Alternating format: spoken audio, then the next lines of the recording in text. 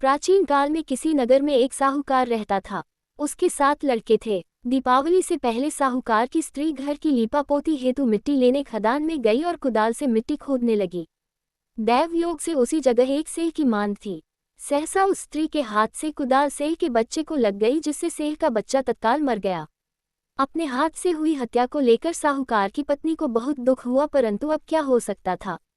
वह शोकाकुल पश्चाताप करती हुई अपने घर लौट आई। कुछ दिनों बाद उसके बेटे का निधन हो गया। फिर अकस्मात दूसरा, तीसरा और इस प्रकार वर्ष भर में उसके सभी बेटे मर गए। महिला अत्यंत व्यथित रहने लगी। एक दिन उसने अपने आस पड़ोस की महिलाओं को विलाप करते हुए बताया। साहूकारनी ने कहा, मैंने जानबूझकर कभी कोई पाप नहीं किया। हाँ, एक बार खदान में मिट्टी खोदते हुए अनजाने में उससे एक सेह के बच्चे की हत्या अवश्य हुई है और तत्पश्चात मेरे 7 बेटों की मृत्यु हो गई।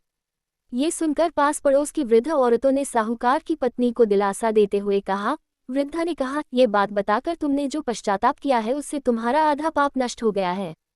तुम उसी अष्टमी को भगवती माता की शरण लेकर सेह और सेह के बच्चों का चित्र बनाकर उनकी आराधना करो और क्षमा याचना करो। ईश्वर की कृपा से तुम्हारा पाप धुल जाएगा। साहूकार की पत्नी ने वृद्ध महिलाओं की बात मानकर कार्तिक मास की कृष्ण पक्ष की अष्टमी को उपवास व पूजा याचना की। वह हर वर्ष नियमित रूप से ऐसा करने लगी। बाद में उसे 7 पुत्र रत्नों की प्राप्ति हुई। तभी से अहोई व्रत की परंपरा प्रचलित हो गई। द्वितीय कथा। प्राचीन काल में दतिया नगर में चंद्रभान नाम का एक आदमी रहता था। उसकी बहुत सी संतानें थीं, परंतु उसकी संतानें अल्पायु में ही अकाल मृत्यु को प्राप्त होने लगती थीं।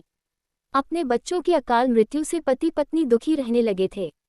कालांतर तक कोई संतान न होने के कारण वह पति पत्नी अपनी धन दौलत का त्याग करके वन की ओर चले जाते हैं और बद्रिकाश्रम के समीप बने जल के कुंड के पास पहुंचते हैं तथा वही अपने प्राणों का त्याग करने के लिए अन्न जल का त्याग करके उपवास पर बैठ जाते हैं। इस तरह 6 दिन बीत जाते हैं, तब 7वें दिन एक आकाशवाणी होती है। आकाशवाणी कहती है, हे साहूकार, तुम्हें ये दुख तुम्हारे पूर्व जन्म के पाप से मिल रहे हैं। अतः इन पापों से मुक्ति के लिए तुम्हें अहोई अष्टमी के दिन व्रत का पालन करके अहोई माता की पूजा अर्चना करनी चाहिए, जिससे प्रसन्न हो अहोई माता तुम्हें पुत्र प्राप्ति के साथ साथ उसकी दीर्घायु का वरदान देंगी। इस प्रकार दोनों पति पत्नी अहोई अष्टमी के दिन व्रत करते हैं और अपने पापों की क्षमा मांगते हैं। अहोई माँ प्रसन्न होकर उन्हें संतान की दीर्घायु का वरदान देती हैं।